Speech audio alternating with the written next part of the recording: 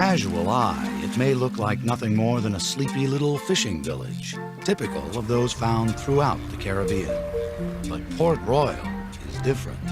Beneath its waters lies a unique time capsule, a sunken city more than 300 years old. Port Royal is the most important underwater archaeological site in the Western Hemisphere.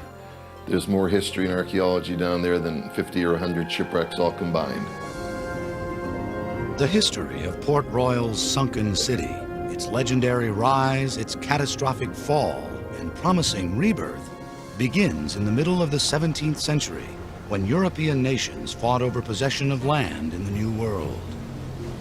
It's hard to underestimate the importance of the Caribbean in that period. The Caribbean was the Wild West for Europe. It was the frontier. And the pirates and the privateers, the buccaneers, they were the vanguard of the expansionist countries and responsible for achieving nationalist aims and also for a lot of the immigration. If the Caribbean was Europe's Wild West, then Port Royal was its Dodge City, a boom town full of pirates, prostitutes, and purveyors, and where silver and gold were as plentiful as rum. Its rapid growth began just after England seized Jamaica from Spain. Spain was wealthy but weak, and England and the other European powers wanted their share of the New World riches. And Jamaica was in a wonderful location, and Port Royal an even better one, on the south side of the island, with a wonderful sweeping quay that formed a natural harbor that could easily hold 500 ships. Nearly everyone, it seems, in Port Royal was a pirate at one time or another. Protecting the island in exchange for plunder was too good an offer to refuse. Being a pirate was a very opportunistic way of making a living. People would do it off and on, and so it wasn't that you was a pirate exclusively. You might be working in a tavern in Port Royal, and then one of the merchants is fronting the money for an individual, and they're going to go off on a raiding at one of the coastal Spanish towns, and so you would go with them. But then when you came back, well, you would just go back to your normal job. So it was an occupation that people crisscrossed back and forth out all the time.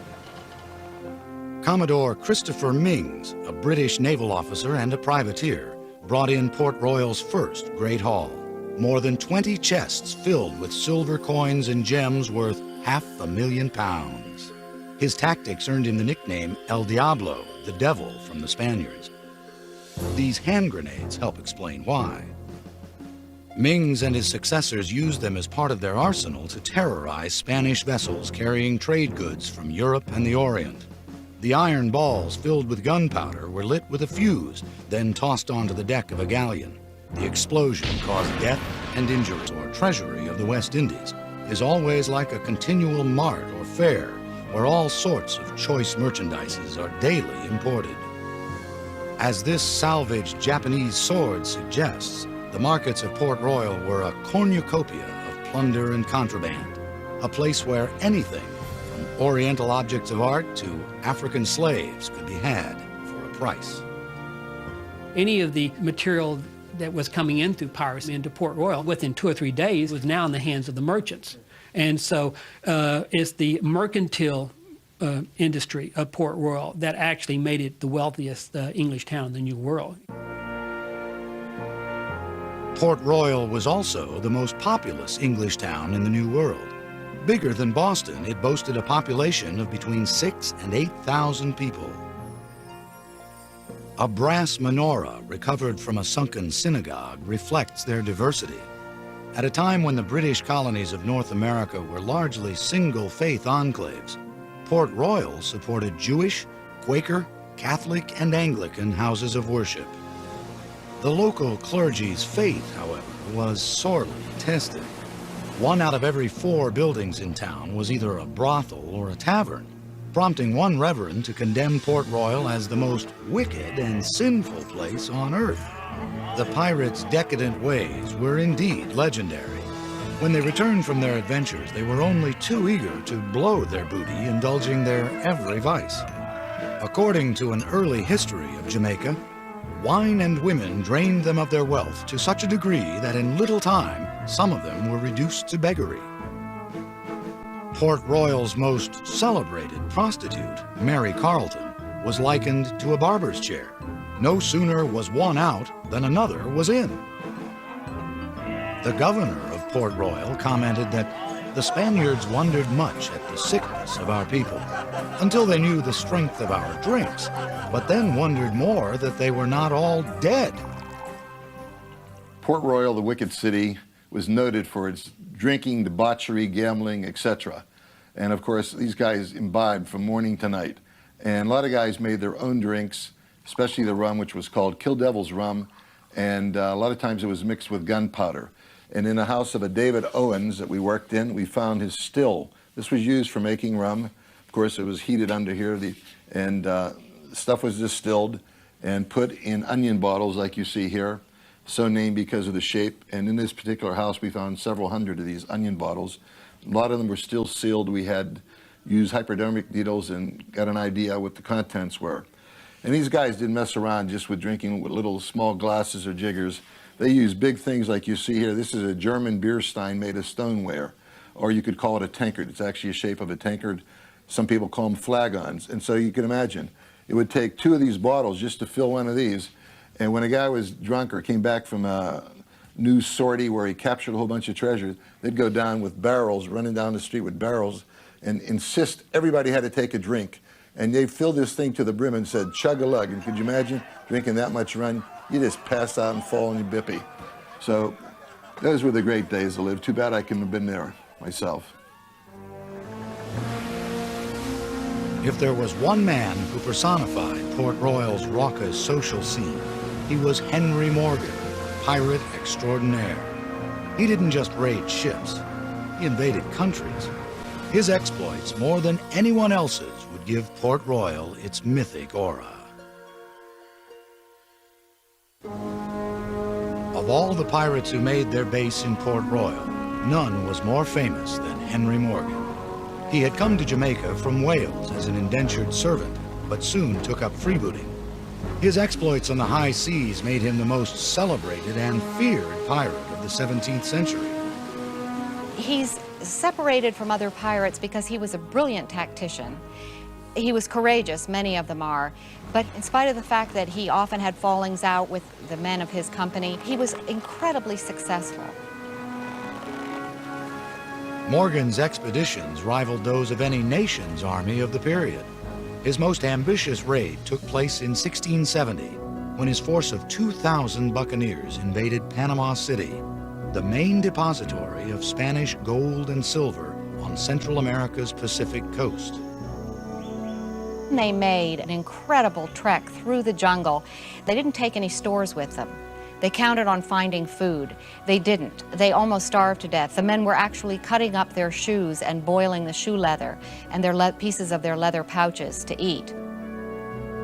When Morgan's force finally arrived in Panama City, a desperate battle ensued, in which fleeing Spanish soldiers burned the city down and loaded its treasures onto departing ships.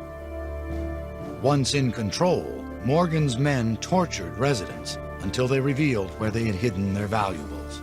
The booty piled up quickly: silver plate, gold ingots, and 750,000 pieces of eight. When they got back to the Caribbean coast, again at great cost to life, men dropping of disease and jungle fever, there was a falling out. After all that effort, there were only 200 pieces of eight per man. When Morgan sailed off ahead of some of the men, they felt that he had skimmed off the best for himself.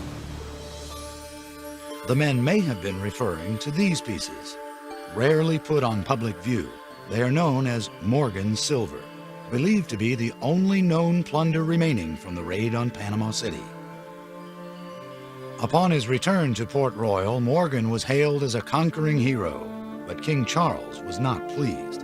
England was now at peace with Spain. The Spanish king threatened to declare war if those who destroyed Panama City went unpunished. In response, King Charles imprisoned the colonial governor who approved Morgan's venture. But a different fate awaited the popular pirate. The British Crown really needed to get rid of the pirates at this point because they were developing their own commercial, viable colonies, and the pirates were becoming an embarrassment. And so what a better way to catch pirates than to set a pirate to do it? The king knighted Morgan and appointed him lieutenant governor of Jamaica. By day, he sat in judgment of his fellow buccaneers, but at night, he secretly arranged for them to continue their trade for a price. But it was Sir Henry who ultimately paid it. It must have been extremely difficult for Morgan to have been the buccaneer par excellence and then have to sit in judgment on petty pirates and buccaneers. And he sank into debauchery and drunkenness and was a kind of a shambling old mess at the end. But this is the story of piracy, and it's certainly the story of Port Royal, which was brash and bright for a while and then was extinguished. Morgan died a bitter, broken alcoholic in 1688. A short poem mourned the passage of the man and his times. You was a flyer, Morgan. You was the lad to crowd when you was in your flagship. But now you're in your shroud.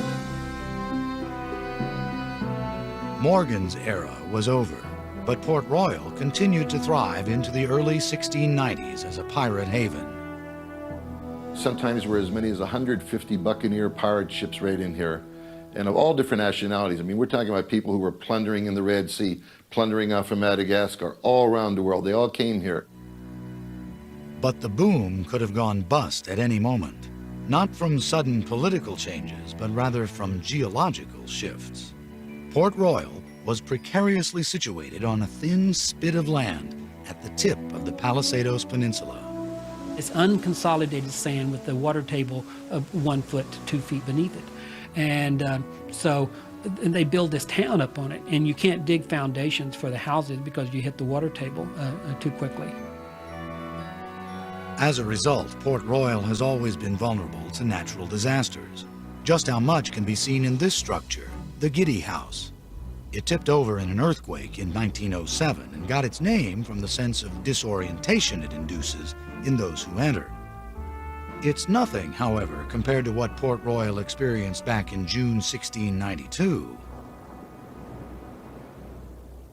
The denizens of Port Royal were no strangers to catastrophe. They were frequently beset by hurricanes. They'd had an earthquake 4 years earlier, a minor one. But the morning of June 7th was frightening to those few people who were up really early and saw that the sea was strangely glassy. As the morning wore on, it was terribly sultry. The air was very heavy. And the sky turned a brassy color.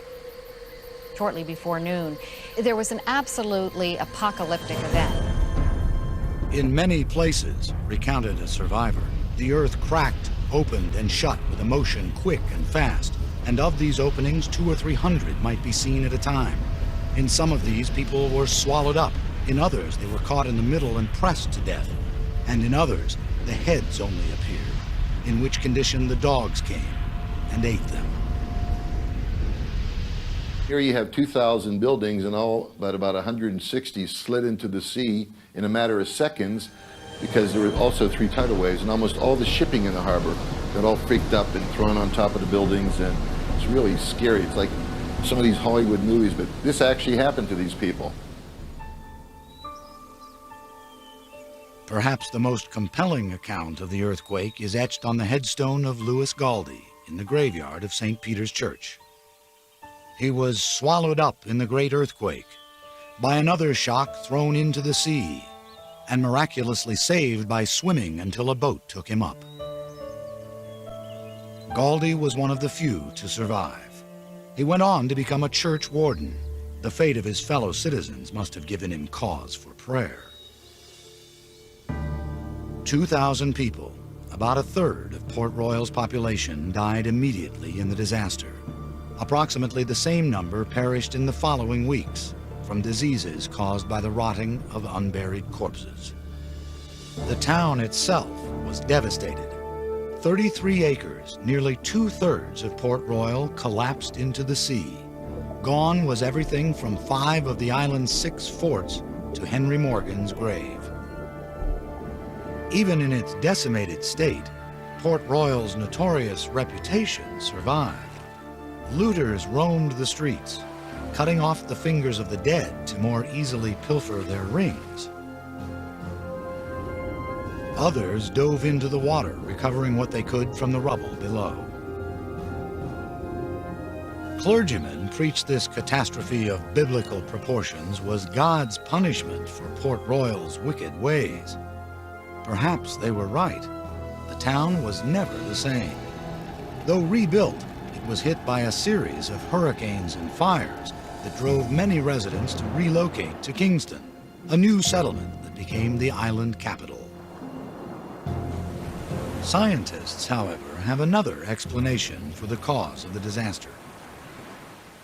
The key to the destruction at Port Royal is the fact that it's on this unconsolidated sand. And when you get unconsolidated sand like that and in a major earthquake, the violent shaking suspends every particle of sand with water momentarily. So what is firm foundation ground at one point now is just a liquid. It's just like water. Whether by liquefaction or God's wrath, the earthquake turned Port Royal into an instant time capsule. Like Pompeii and Herculaneum, Roman cities buried by a volcano in 79 AD, Port Royal was now that rarest of archaeological phenomena, a catastrophic site. The thing about Port Royal that makes it so special and unique is the fact it's the only sunken city in the New World. There's not another one like it because of its historical importance and the extremely good preservation present at the town. It's the dream of any nautical archaeologist to excavate. Edwin Link was the first nautical archaeologist to make that dream come true. In 1959, under the auspices of the National Geographic Society and the Smithsonian Institution, he led an expedition to survey the sunken city. Link conducted his work about 100 yards offshore, near a buoy known as the Church Beacon. Legend holds that it marks the site where St. Paul's Church sank in the earthquake. Beneath the buoy, Link recovered a wealth of artifacts, none more intriguing than this pocket watch. An X-ray photograph of the face reveals traces of its vanished hands, stopped at 11:43. It's probably the first time in the history of archaeology that the actual time of the destruction is actually recorded with frozen hands on a watch dial. Link's expedition literally put Old Port Royal on the map and changed the minds of skeptics who believed that because of reconsolidation, a natural landfill process, there was little, if anything, left of the sunken city.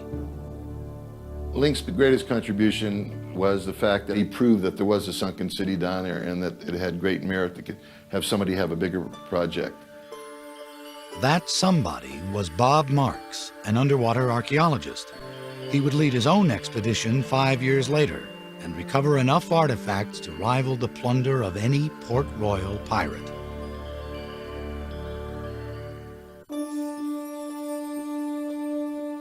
Edwin Link's 1959 expedition to Port Royal and his recovery of the pocket watch indicating the time of the earthquake intrigued many with the probability of more treasures to be found below.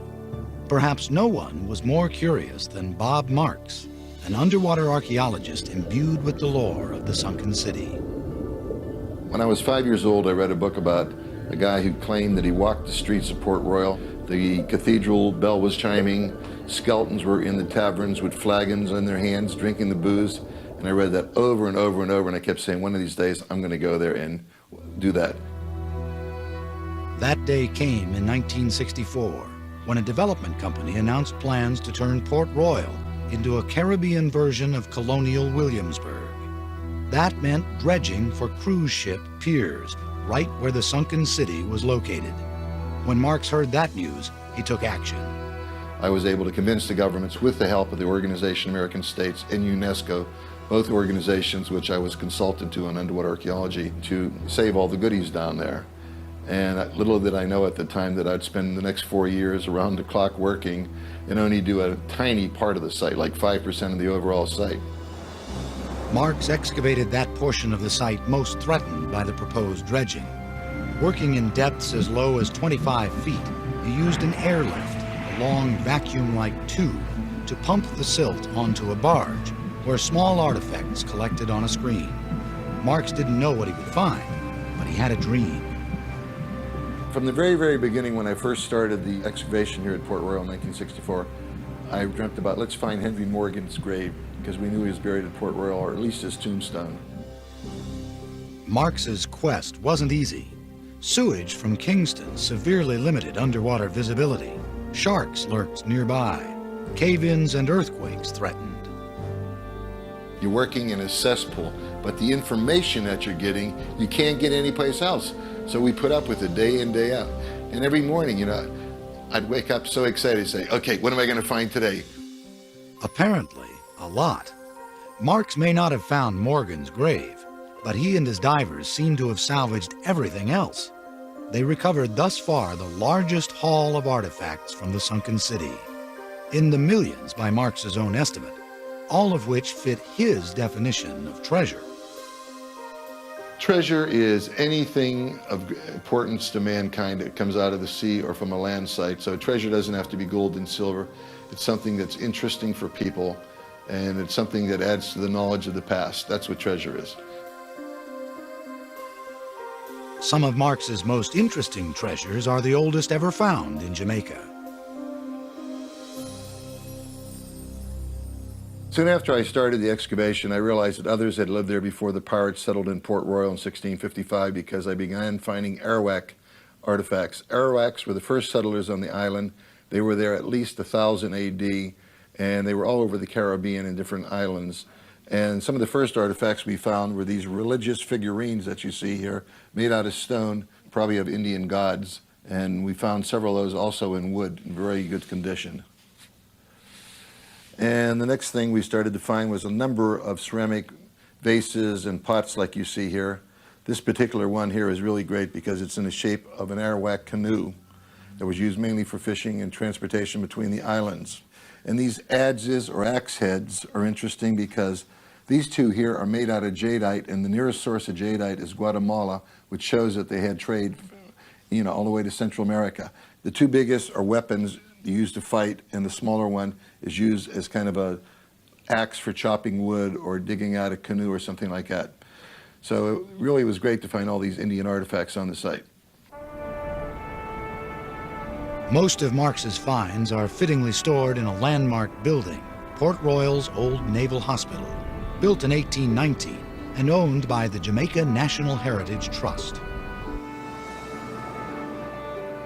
As the main repository for Marx's artifacts, the hospital has become a latter-day version of the city that sank just beyond its seawall. The grounds are littered with artillery Marx brought up from various shipwrecks, including mortar balls from what is believed to be the Ranger, a vessel that once belonged to pirate Black Bart Roberts, and cannon from what may be the HMS Swan, a British naval vessel that was thrown onto a building by one of the 3 tidal waves that followed the 1692 earthquake. Even the outhouses claim a connection to Port Royal's storied past. The bricks are recycled from the hundreds of thousands Marx reclaimed from the sunken city. Inside the hospital where naval officers once awaited treatment, artifacts await further study. A small selection reveals how life was lived in the pirate town at the time of the Great Quake.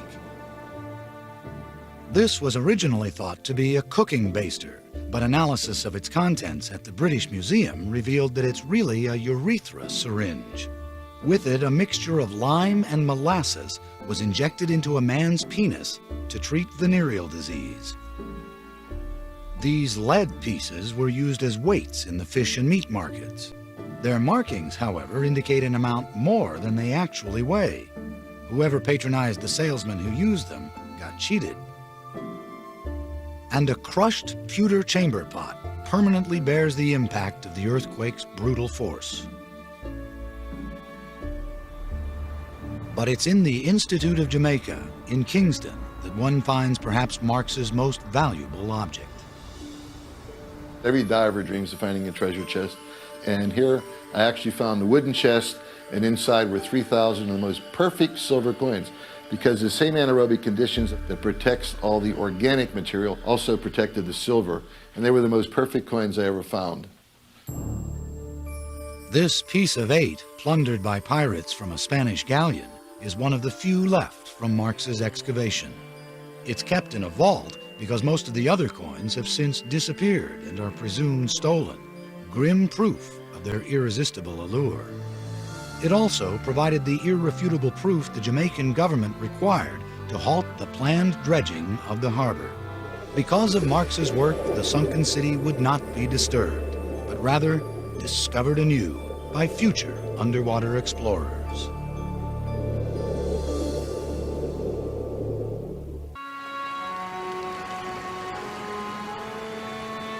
Every underwater expedition to the sunken city at Port Royal has been distinctive. Edwin Link's 1959 exploration was the first and raised tantalizing possibilities for those who followed. The dig conducted by Bob Marks in the 1960s was the largest, yielding the greatest quantity of artifacts. In 1981, the longest and most detailed study of Port Royal began when the Jamaican government invited the Institute of Nautical Archaeology at Texas A&M to excavate. Donnie Hamilton led the expedition. Originally, I said, okay, I will go 1 year and see what the conditions are like. So when we went out there, we found that we could conduct controlled excavations. We could take photographs. We could take underwater video. We could find artifacts. So what started to be a 1-year trial excavation turned out to be 10 years of going to Jamaica. From that first year, we saw that there wasn't another site like it, probably in the world, that's comparable to what you find at Port Royal. Anybody who's interested in 17th century English archaeology, that's the site to excavate. Unlike Bob Marks, whose site was predetermined by proposed harbor dredging, Hamilton could choose where he wanted to excavate. After consulting period maps of Port Royal, he selected what was once a busy intersection in the commercial center of town. This area was chosen because it's probably the only portion of the sunken city where one finds buildings that sank vertically with minimal distortion. This phenomenon was caused by the liquefaction that occurred during the earthquake. Hamilton's team uncovered 8 buildings, ranging from a probable tavern and cobbler shop to private residences. Using a water dredge, a more flexible version of an airlift, Hamilton's team gathered artifacts at depths of less than 15 feet. It was just the first step of many to conserve the past. Underwater archaeology is very expensive in terms of conservation. While we may spend 3 months working in the summer, it may take 3 to 5 years to conserve all the artifacts we bring up in one excavation season. Hamilton explains the steps involved in the conservation of metal objects, the kind most susceptible to decay and incrustation.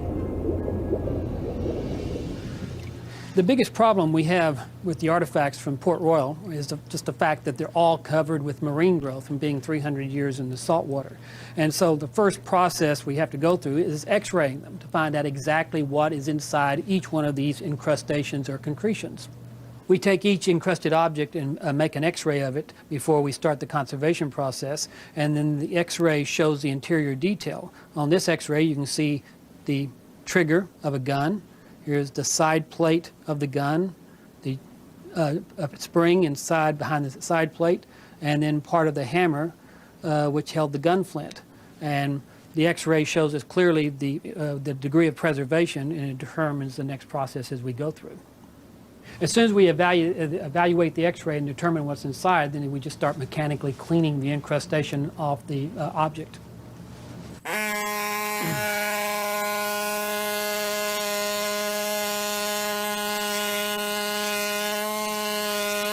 Once we remove all the incrustation off an object, if there's any substantial metal remaining, we just put it into an electrolytic vat, and the electrical current, as it flows through the object, loosens up all the incrustation or the corrosion products, and it allows it just, you flake it off with your finger.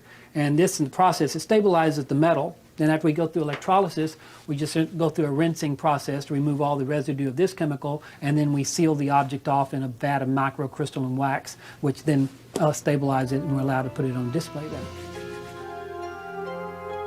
This cross-section of artifacts collected by Hamilton and his underwater archaeologists illustrates the vibrant and varied life that flourished in Port Royal during the latter half of the 17th century. Onion-shaped liquor bottles and a clay pipe recall the laissez-faire attitude of the social scene. A cannonball and shot gauge confirm the strategic importance of the harbor. A porcelain Chinese foo dog offers exotic evidence of Port Royal's status as an international trading post.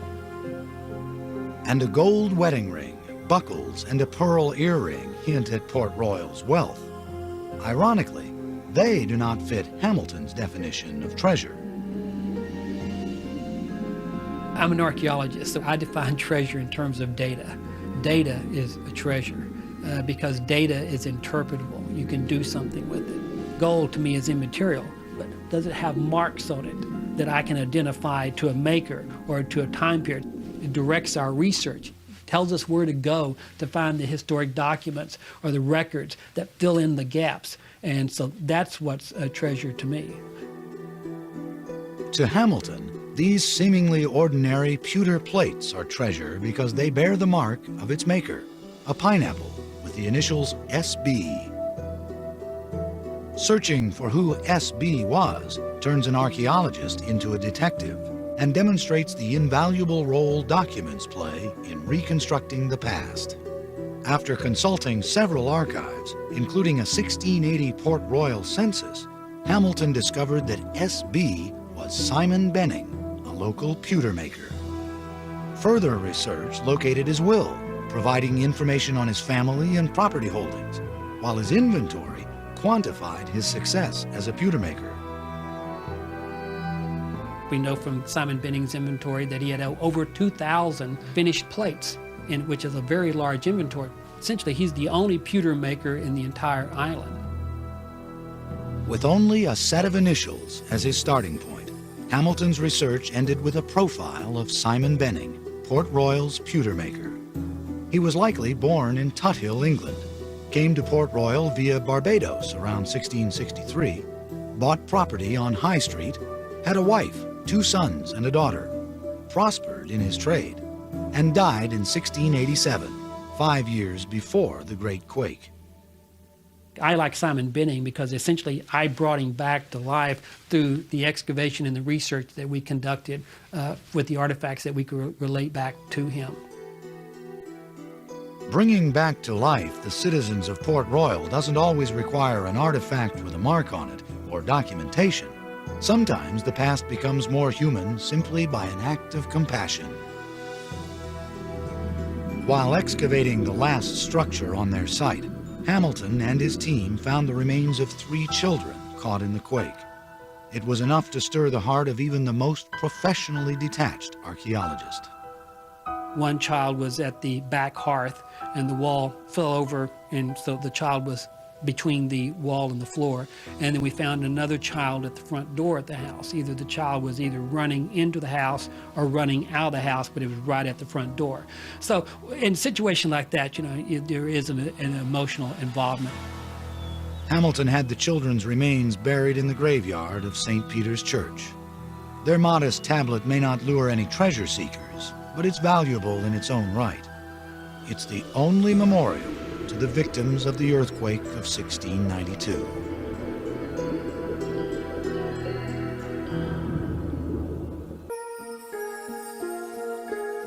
In spite of the impressive recoveries made by the Link, Marks, and Hamilton expeditions, much of Port Royal has yet to be explored.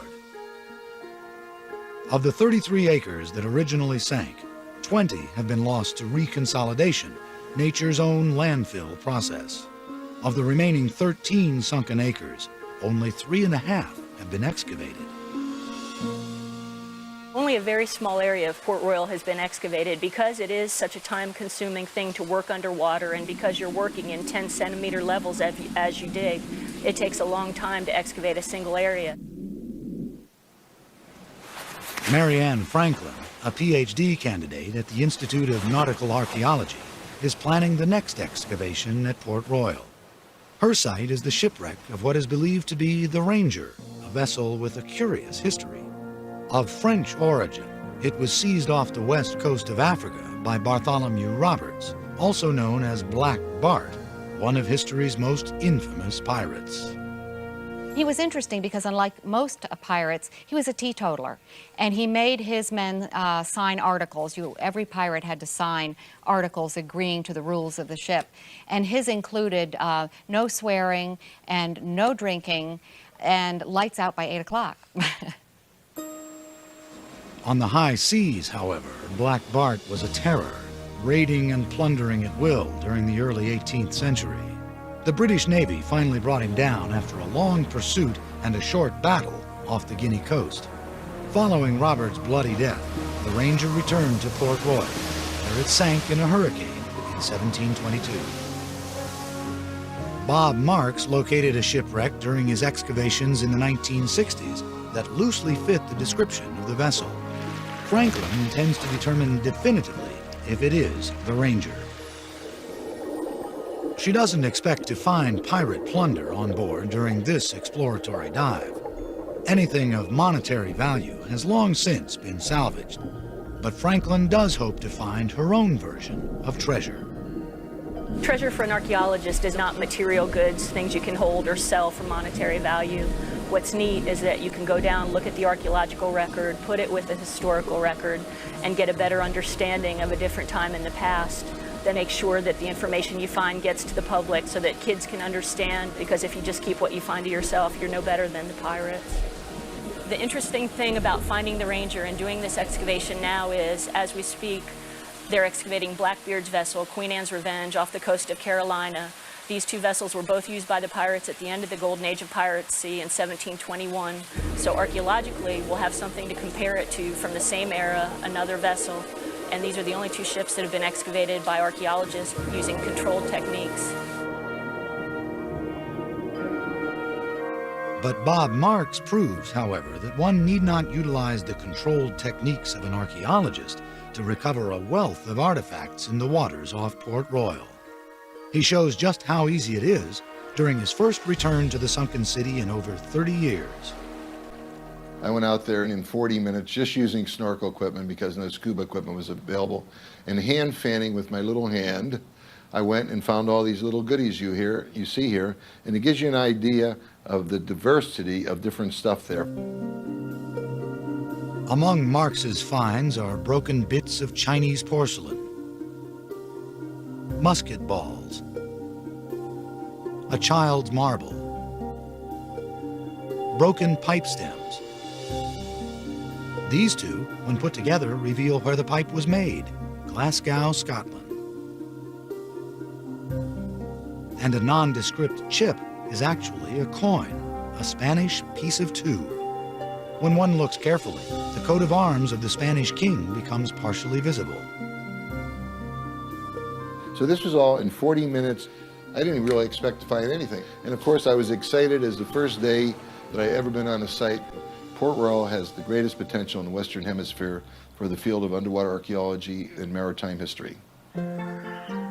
Developers seek to capitalize on that potential by transforming the sleepy little fishing village into a tourist attraction. Ironically, Bob Marks's excavations in the 60s halted a similar plan when proposed dredging for cruise ship piers threatened the very existence of the sunken city. But this time, according to the new plan's chief proponent, it will be different.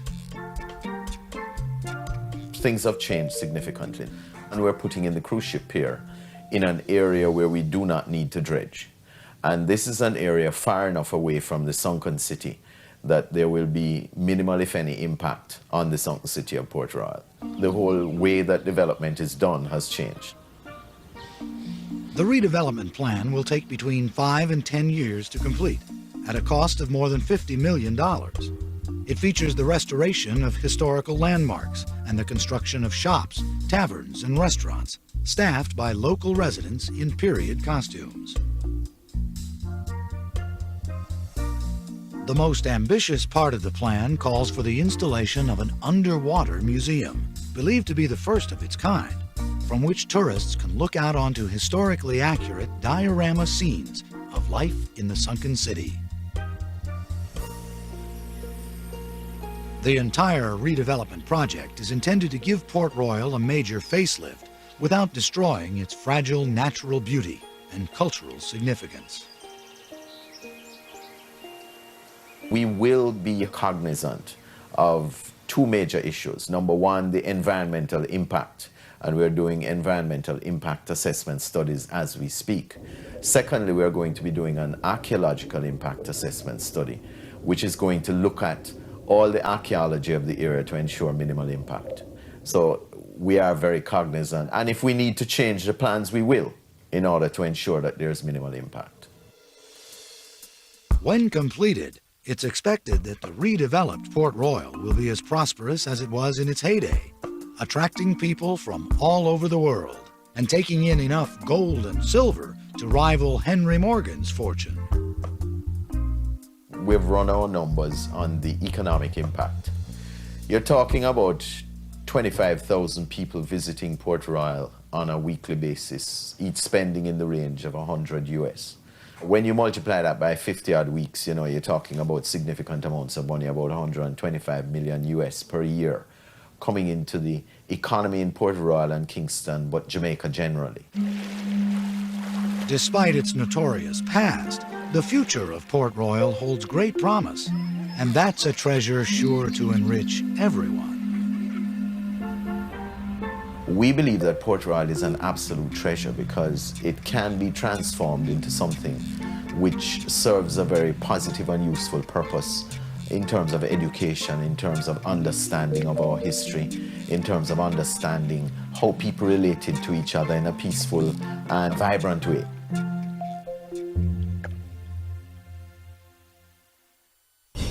They possessed no cranes, power tools, or computers, and yet they were able to engineer the most impressive architectural achievements to ever see the light of day. Join Peter Weller, Egypt, Engineering an Empire, Thursday at 9 on 8.